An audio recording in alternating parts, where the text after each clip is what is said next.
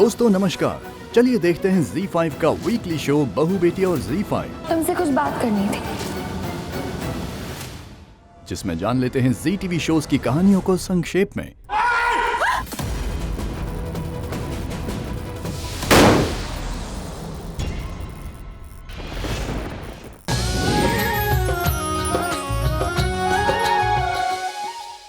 तो चलिए शुरू करते हैं। जाने अनजाने हम मिले में रीत नेकलेस चोरी का इल्जाम अपने ऊपर लेती है और इस बात का पता राघव को चल जाता है। आप कैसे कह सकते हैं कि मैंने दोष हूँ? आप तो यहाँ थे भी नहीं ना। जिससे दोनों के खटास भरे रिश्ते में थोड़ी बहुत मिठास घुल जाती है। मैं तुम्हारे हर सवाल का जवाब दूंगा, लेकिन उससे पहले तुम्हें मेरे एक सवाल का जवाब देना होगा। हार तुमने चुराया था? हाँ, वो हार मैंने चुराया था। अच्छा, और चुराए हुए हार के साथ करने क्या वाली थी? पहनने वाली थी, बेचने वाली थी, क्या करती? दोनों के एक दूसरे के नजदीक आने के आसार नजर आते हैं। वो मैंने सोचा था कि मैं ट्रैवल करूंगी। और कहाँ जाना है तुम्हें? पेरिस। पासपोर्ट है तुम्हारा?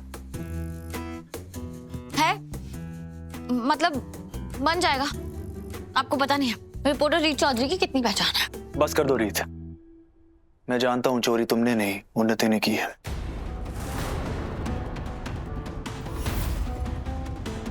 शारदा बुआ राघव और रीत की बातें चोरी छुपे सुन रही है। आपको कोई हक नहीं है मुझसे ये सारे सवाल पूछने के। अच्छा, और तुम्हें हक है उन्नति जो प्रॉब्लम्स क्रिएट करती है उन्हें सॉल्व करने का, उसकी की गई चोरी को अपने सर लेने का, ऐसे घर छोड़कर जाने का, रात में सड़कों पर घूमने का। और असली चोर रीत नहीं बल्कि उन्नति है, ये जानकर एकदम सख्ते में आ जाती है। हे माता रानी, चोरी उन्नति ने की थी? आपको कैसे पता? उन्नति ने बताया? नहीं, लेकिन अब उसे इस सवाल के जवाब के साथ साथ मेरे और भी कई सवालों के जवाब देने हैं।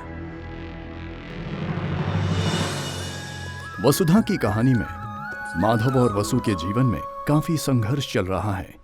माधव को जूस देखकर शादी के एड शूट के वक्त हुआ वाकया याद आता है। जूस, उस दिन शूट पर आखिरी बात मुझे जो याद है, किसी ने मेकअप रूम में मुझे जूस ला कर दिया था, क्योंकि जूस पीने से पहले तो मैं एकदम नॉर्मल था, लेकिन उसके बाद का मुझे कुछ याद नहीं है। फिर तो मैं देव सर को ये बात बतानी होगी। हाँ। देव, अविनाश और वसु उस पर पुख्ता याद करने के लिए दबाव डालते हैं। दिमाग पर थोड़ा और जोर डालो। आई एम श्योर जिसने तुम्हें जूस दिया था उसका भी चेहरा याद आ जाएगा।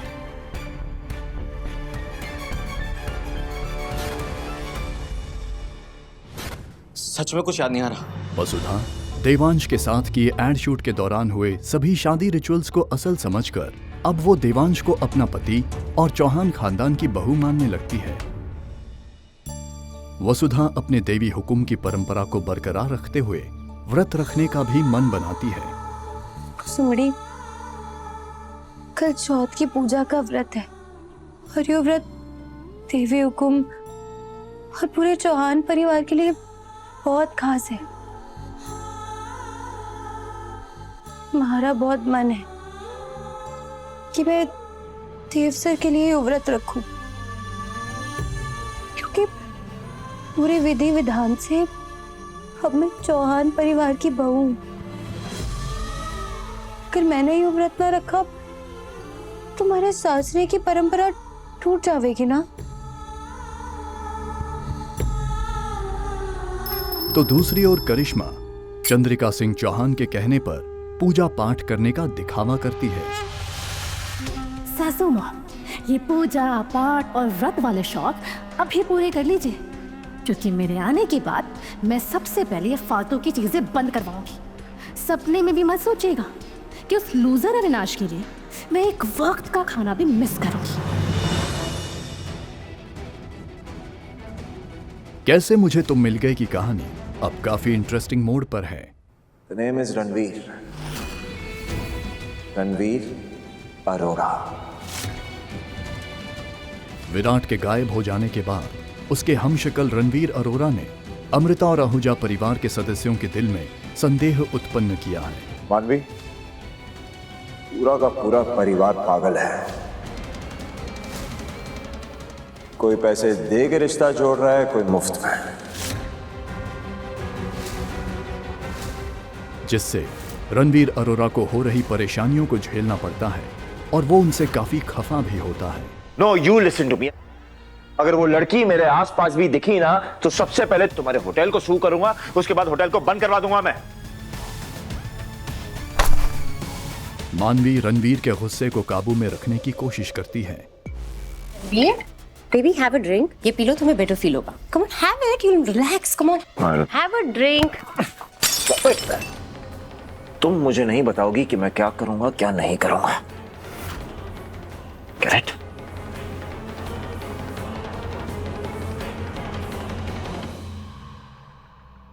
अमृता अपने खोए विराट को पाने की, उसे जानने की एक और कोशिश करती है। मैंने आपको कल इनकी फोटो दिखाई थी, पूछा था ना ये इस होटल में है या नहीं?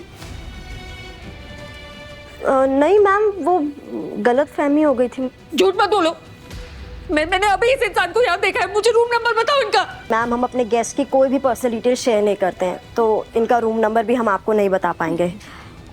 एंड वैसे भी मैम, इनकी एक स्पेशल रिक्वेस्ट है कि आप उनके आसपास भी ना दिखें, अदरवाइज ये हमारे होटल को स्यू कर देंगे।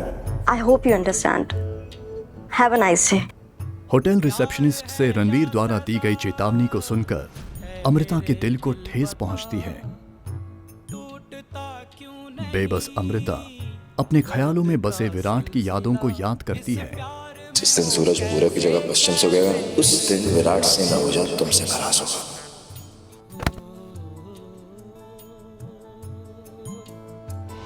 दूसरी ओर रणवीर अरोरा भी अमृता के साथ बिताए हर पल को याद करता है।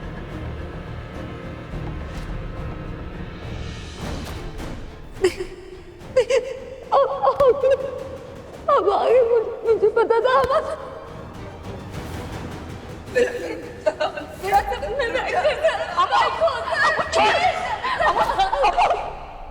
अपनी याददाश्त पर जोर डालते हुए सच्चाई को टटोलने की कोशिश करता है।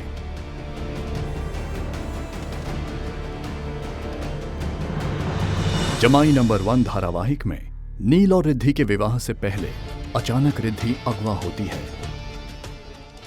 पंडित जी नील के पिता गंगाधर जी पर शुभ मुहूर्त बीते जाने का दबाव डालते हैं। गंगाधर जी, विवाह का शुभ मुहूर्त समाप्त होने वाला है और ये आपसे बेहतर कौन जान सकता है कि इस विवाह के लिए हमें इससे श्रेष्ठ मुहूर्त नहीं मिल सकता था। कंचन की चाल से अनजान सारे बाराती भी नील और रिद्धि के लिए परेशान होते हैं। दूसरी ओर नील गुंडों से 2 हाथ करने के बाद रिद्धि को उनके चंगुल से बचाने में कामयाब होता है।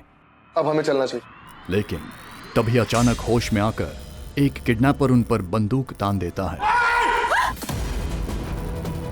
और आनन फानन में रिद्धि पर गोली भी चलाता है।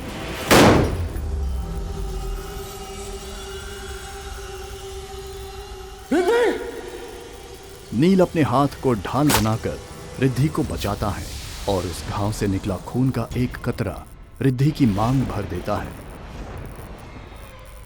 राघव आनन फानन में बीच बचाव करते हुए गुंडों की तरफ पत्थर फेंककर उसका अगला निशाना भटकाने में कामयाब होता है।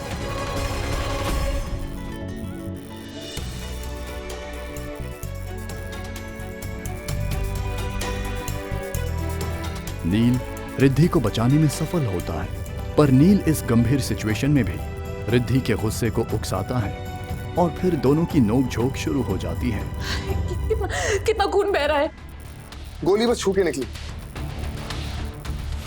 और वैसे भी अगर लग भी जाती ना तो मैं इतनी जल्दी तो नहीं मरता, क्योंकि मेरा पप्पा लग हमेशा मेरे साथ। चुप, एकदम चुप। अगली बार मरने की बात की ना तो रिद्धि का चाटा भी तुम्हारे साथ होगा, समझे? तभी यकायक रीत का ध्यान रिद्धि की मांग की तरफ जाता है और वो नील और रिद्धि की शादी संपन्न होने का ऐलान करती है। अरे शादी तो हो गई। कब? नील भी रिद्धि की मांग में अपना खून देखकर चौंक जाता है और सिचुएशन को लाइट करके संभालने की कोशिश करता है। खून भरी मांग। शादी मुबारक हो रिद्धि। मैम नहीं, अब तो वाइफ बोलना पड़ेगा। अजी सुनती हो? भाग्यवान, शादी मुबारक हो। तुम नहीं सुधरोगे ना कभी। आइए अब देखते हैं कुमकुम भाग्य की कहानी का लीप में जाने का सफर, जहां पूर्वी और राजवंश अपने परिवार के साथ माता रानी के दर्शन करने वैष्णव देवी जाते हैं। बोल सांचे दरबार की जय। लेकिन वहां भी मोनिशा और जस्सी उसका काल बनकर आते हैं और अपना बदला पूरा करने के लिए मौके का फायदा उठाकर राजवंश और परिवार के पीठ पीछे उसे किडनैप करते हैं।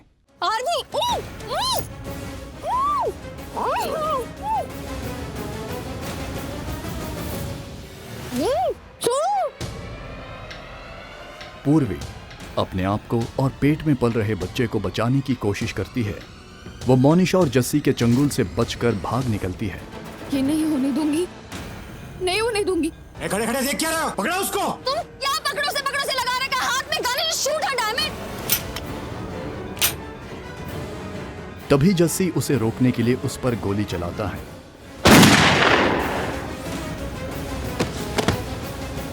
गोली की गूंज सुनकर सारा गांव इकट्ठा होता है।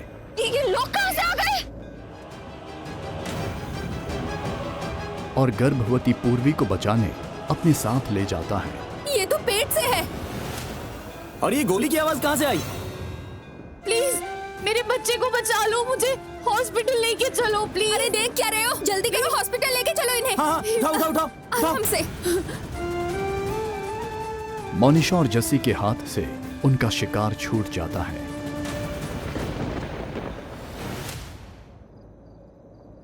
माता रानी की कृपा से पूर्वी सही सलामत एक नन्ही सी बच्ची को जन्म देती है। कोशिश करो।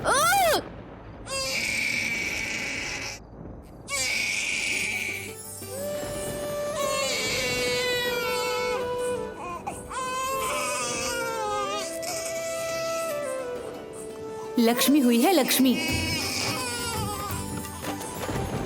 मैं अभी आती हूँ।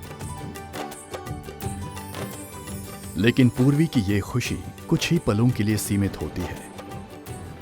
मोनिशा और जस्सी उसे ढूंढते वहां पहुंच जाते हैं। कुछ नहीं होने दूंगी, नहीं। पूर्वी अपनी बेटी को लेकर उनकी नजरों से दूर भागने की कोशिश करती है, मगर मोनिशा उसे देख लेती है। जस्सी, पूर्वी, पकड़ उसको। पूर्वी। दूसरी ओर एक मंदिर में पंडित किशन अपनी नवजात बच्ची को खोने से माता रानी के सामने अपने दुखों का इजहार करता है। ऐसा क्यों किया माता रानी? अब हमें बेटी कैसे मिलेगी? तभी अचानक उसे एक नवजात बच्ची के रोने की आवाज सुनाई देती है, मानो जैसे माता रानी ने उसकी प्रार्थना सुन ली हो और उसकी पीड़ा को कम करने मंदिर में पनाह लिए नवजात शिशु को फल स्वरूप उसे भेंटती हो। कौन है तेरी माँ? तेरा पिता कौन है? कैसे आ गई यहाँ? कौन छोड़ गया तुझे यहाँ? नियति के कर्म से अनजान पंडित किशन दाम्पत्य माता रानी का आशीर्वाद समझकर पूर्वी के बच्ची को अपना लेते हैं।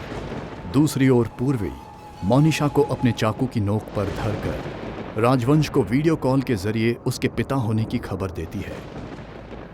पूर्वी, ये सब ये क्या हो रहा है? आरवी, हमें बेटी हुई है। बेटी? हमें बेटी हुई है? पर बदले की आग में झुलस रहे जस्सी और मोनिशा पूर्वी का कत्ल करके उसे खाई में धकेल देते हैं।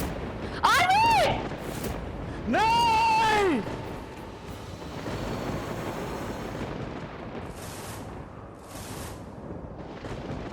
पूर्वी!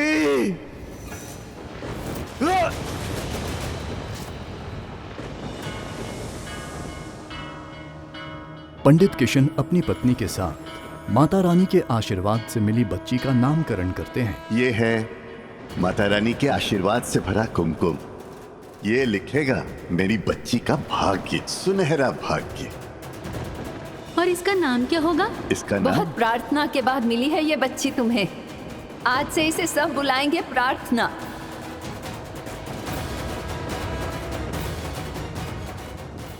प्रार्थना। इस घटना को 20 साल बीत जाते हैं। वक्त का पहिया देखते देखते आगे बढ़ता है और नन्ही सी प्रार्थना बड़ी होकर एक सुंदर सुशील युवती बन जाती है।